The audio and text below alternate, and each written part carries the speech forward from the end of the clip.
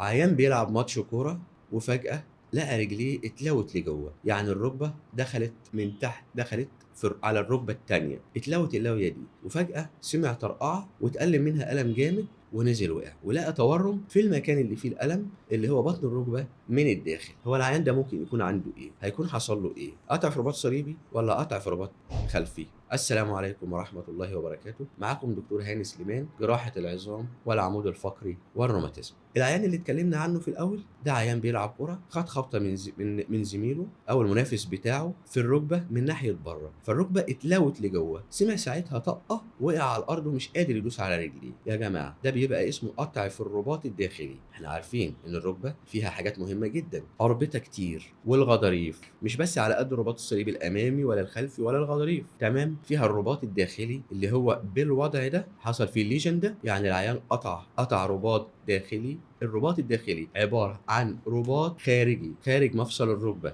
مش جوه المفصل. الفرق بينه وبين الرباط الصليبي الأمامي والخلفي والغضاريف إن دول داخل المفصل، لكن الرباط الداخلي هو رباط ماسك عضمة الفخذ من تحت بعضمة القصبة من فوق من خارج الركبة، علشان كده بنسميه الرباط الداخلي. الرباط الداخلي ده مهم جدًا، جدًا، لإن هو برضه بيحافظ على اتزان الركبة، بيحافظ على إنك تمشي كويس، بيحافظ على إن رجلك ما تفوّتش منك بس مش زي الصليبي تفوّت منك لجوّه، تدخل منك لجوّه وأنت ماشي. طيب هو بقى ميزته بنميّزه عن الأمامي والخلفي بإن هو مؤلم أكتر كتير، وهو طوارئ، يعني هو حالة طارئة أكتر من الصليبي الأمامي والخلفي أو الغضاريف، يعني هو وقت حدوثه لازم يتعمل، المفروض ما يعدّيش عليه يوم إلا أمّا يتعمل، لإن كل ما نتأخر عنه بيحصل تليفات وبنحتاج نعمل له رقعة من رباط تاني. فالأفضل بدل ما نعمل رقعة إن إحنا نشده ونركبه هو. طيب بنركبه إزاي؟ بنركبه بحاجة اسمها خطاطيف، الأنكرز، خطاطيف بنرجع الرباط تاني لمكانه ونثبته بالخطاطيف. مهم جدًا، جدًا يا جماعة الرباط الداخلي. طب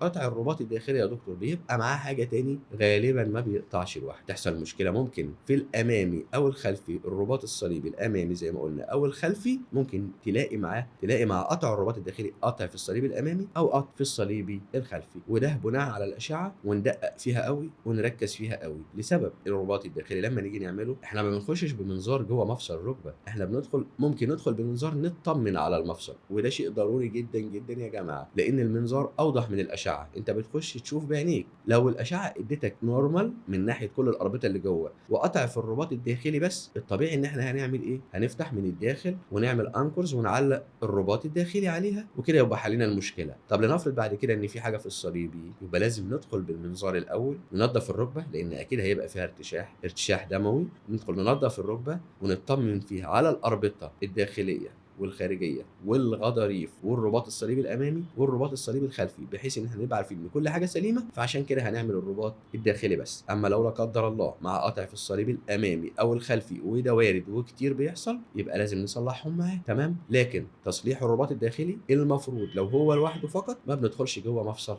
الركبه. احنا بندخل ليه مفصل الركبه؟ علشان نطمن على باقي الاربطه، لان الوضع ده بيبقى صعب شويه وبنسبه كبيره جدا بيبقى قطع الرباط الداخلي مع قطع في الرباط الصليبي الامامي او الخلفي. مده الاستشفاء من الرباط الداخلي، الرباط الداخلي يعني احنا لو هنتكلم على حد بيلعب كوره، الرباط الداخلي زي ما احنا قلنا بنعالجه ازاي؟ بنعمل له عمليه وبتبقى العمليه ديت في اقل من 24 ساعه. بنركب حاجه اسمها انكورس، يعني هي قصته يا جماعه شبيهه جدا بقصه الرباط الصليبي الامامي او الخلفي. يعني غيابنا او مده الاستشفاء بتاعتنا بتبقى حوالي 6 شهور. مش معناهم انك 6 شهور في البيت قاعد ما بتتحركش ما بتخرجش ما تروحش ما بتجيش، لأ، ده بعد أسبوع بتقوم تمشي وتدوس على رجليك، وبعد أسبوعين من العملية بتبتدي تعمل الفيزيوثيرابي أو جلسات العلاج الطبيعي بتاعتك علشان ما نقوي العضلات، عشان العضلات ما تضعفش والمفصل يتعب. فإذًا العيان ما بينامش الفترة دي كلها في السرير، العيان بيتحرك من أول أسبوع وبيبدأ جلسات علاج طبيعي ممكن توصل لشهرين أو 3 جلسات علاج طبيعي علشان يعمل تأهيل كمان بعد العلاج الطبيعي، وبعد كده يمارس حياته عادي ويعيش عادي وينزل شغله وما فيش عنده مشكلة خالص. وألف سلامة على أي حد يتعرض لأي إصابة زي كده.